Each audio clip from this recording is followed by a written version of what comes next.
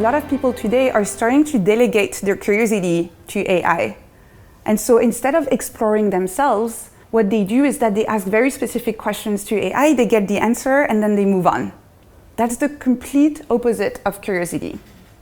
So AI is amazing when it comes to processing a lot of data and giving you quick and efficient answers.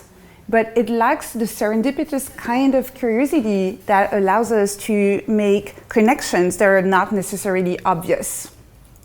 I'm going to share with you 3 different ways in which human curiosity is different from AI curiosity. And I'm not necessarily saying that one is better than the other, but that we need both. And that it's very important that in the future we don't let AI curiosity replace human curiosity. So first, human curiosity is intuitive. What we do is that we leverage hunches and instincts to make serendipitous discoveries. If you think about the discovery of the penicillin, for example, Alexander Fleming just found this weird bacteria-killing mold in a petri dish. But that was not the result of a systematic search. AI curiosity, in contrast, is computative. It goes through a lot of data very efficiently to answer questions. So AI curiosity can be very helpful to sift through millions of medical records and look for correlations and health outcomes in a way where a human researcher might take hundreds of years to be able to do so.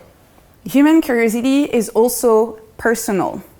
We take into account our emotions, ethics, and personal experiences to make decisions. So, for example, when we consider climate change, we're not only going to take into account scientific data, we're also going to try to think about the impact on future generations. AI curiosity is supposedly impartial. Supposedly, it should apply a data-driven analysis to reach an unbiased decision. If you ask the exact same question to an AI, how to solve the climate crisis, it may come up with a very efficient decision. Let's just get rid of all of these pesky humans who are destroying the planet. And finally, human curiosity is explorative.